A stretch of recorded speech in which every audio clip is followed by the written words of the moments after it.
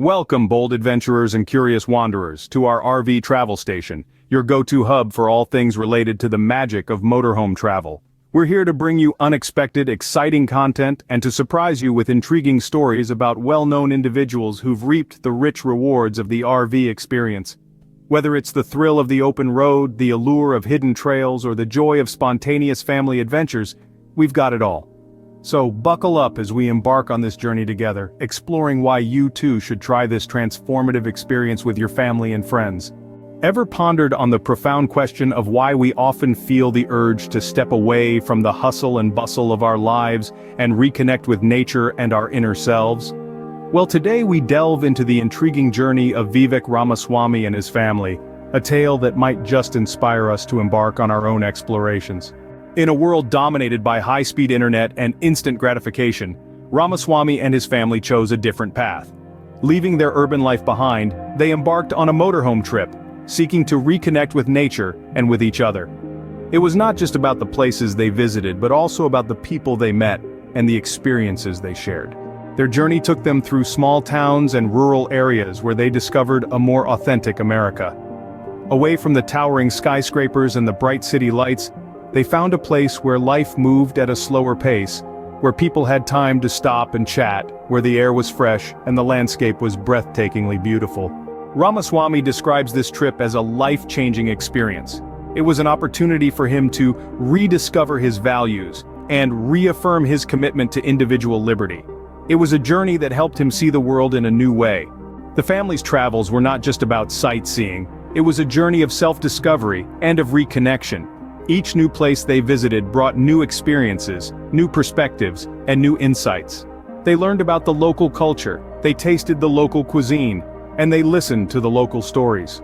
It was a journey that helped them to reground themselves in the midst of a fast-paced world. But the journey of Ramaswamy and his family was not just about reconnecting with nature and with each other. It was also about discovering the values that make us human. It was about understanding the importance of individual liberty and of seeing the world in a new way. It was about finding a sense of purpose and a sense of belonging. In summary, their journey was a testament to the power of travel to transform our lives. It was a journey that helped them to rediscover their values, to reaffirm their commitment to individual liberty, and to see the world in a new way. It was a journey that helped them to reground themselves, to reconnect with nature and with each other, and to discover a more authentic America. So, as we wrap up the tale of Ramaswamy and his family, let it serve as a reminder of the transformative power of travel. It's not just about the places we visit, but also about the experiences we have, the people we meet, and the insights we gain. It's about stepping away from our daily routines and reconnecting with nature and our inner selves. It's about discovering our values and seeing the world in a new way. And perhaps most importantly, it's about finding a sense of purpose and a sense of belonging. We hope you've enjoyed the journey of Vivek Ramaswamy and his family as much as we have. As we continue to explore the transformative power of travel, we invite you to engage with us. Your comments, likes, and subscriptions not only show your support, but also help guide us in creating content that resonates with you. More interesting and unique stories are on their way, and we can't wait to share them with you. So, don't forget to subscribe, like, and comment. Your engagement helps us bring you more of what you love. Wow, after the RV experience, people change radically. Look at Ramaswamy now. The Trump-Russia collusion hoax that you pushed on this network for years, was that real or was that Hillary Clinton made up disinformation? Answer the question, go. I say this as a member of my generation. I'm 38 years old. I'm the youngest person ever to run for US president as a Republican. The reason my generation has lost our sense of national pride in part is because people in my generation feel like the American dream isn't available to them. And part of the reason why is we burdened them with four-year college degrees that did not serve their head start on the American dream. People will be more proud of a country if we're all making more money in that country. This is how we revive national pride and our identity, and it will take a CEO in the White House with zero-based budgeting, by the way, to take on the federal debt to get this job done. I want to be careful to avoid making the mistakes from the neocon establishment of the past. Corrupt politicians in both parties spent trillions, killed millions, made billions for themselves in places like Iraq and Afghanistan, fighting wars that sent thousands of our sons and daughters, people my age, to die in wars that did not advance anyone's interests, adding $7 trillion to our national debt. And Joe Biden sold off our foreign policy. Joe Biden's son, Hunter Biden, got a $5 million bribe from Ukraine. That's why we're sending $200 billion back to that same country. The fact of the matter is the Republican Party is not that much better. You have the likes of Nikki Haley, who stepped down from her time at the UN.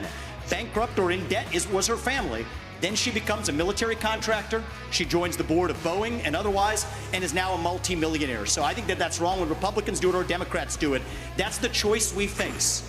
Do you want a leader from a different generation who's going to put this country first? Or do you want Dick Cheney in 3-inch heels? All right, Mr. In which case we've got two of them on stage tonight. Weigh in on this, ways that you can improve people's financial condition in the short term. Right, and as a CEO, the economic question is core to my vision and policy prescription for this country. Increase the supply of everything. It's the law of supplies and demand. Increase the supply of energy. That brings down the cost of energy, grows the economy. Drill, frack, burn coal, embrace nuclear. Increase the supply of labor in this country. Stop using our taxpayer money to pay people more to stay at home instead of to go to work. Increase the supply of housing. People don't talk about this one in the Republican Party. The land use restrictions are constricting the supply of housing. That's making housing more expensive for ordinary Americans across this country. So that's the true answer. And I think it takes a CEO in the White House who actually understands this to get this done. Because Americans at home, they know the Bidenomics is a lie. Prices are going up. Interest rates and mortgages to buy your home are going up. But wages have remained flat. That's the hard diagnosis for our economy. We've talked a lot about foreign wars tonight, but we're in the middle of a war right here at home. It's a war not between black and white or Democrat and Republican. It's between those of us who believe in our founding ideals and love this country and a fringe minority who hates the United States of America. And I think it's going to take a commander-in-chief to lead us to victory in that war, who first of all knows that we're in a war. Second of all, can't be captured by the special interests along the way. But third is from the next generation, somebody with fresh legs to lead us to victory. I'll shut down the deep state. I'll declare economic independence from China. I'll keep us out of World War III, and then revive national pride in this country. I also want to close with one message to the Democrat Party. End this farce that Joe Biden is going to be your nominee. We know he's not even the president of the United States. He's a puppet for the managerial class. So have the guts to step up and be honest about who you're actually going to put up so we can have an honest debate. Biden should step aside, end his candidacy now, so we can see whether it's Newsom or Michelle Obama or whoever else. All right, just Mr. tell us the Ramaswamy, truth so we can have an honest debate. Ambassador.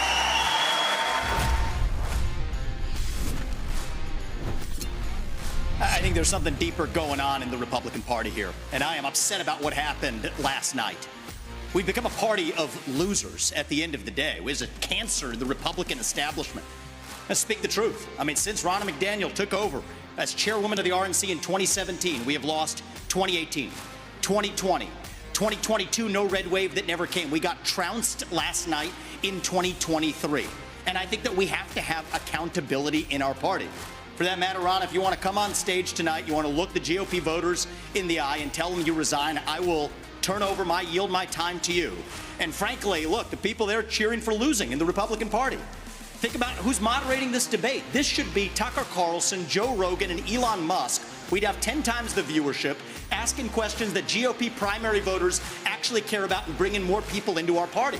You think the Democrats, and we've got Kristen Welker here, do you think the Democrats would actually hire Greg Gutfeld to host a Democratic debate? They wouldn't do it.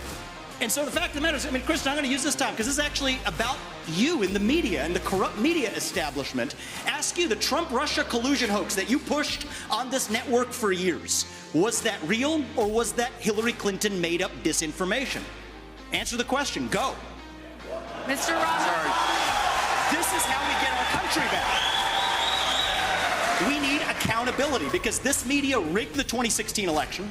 They rigged the 2020 election with the Hunter Biden laptop story. Mr. Ramaswamy, and they're going to rig this election. Your time is up. Accountability. Let me turn to That's Governor Christie.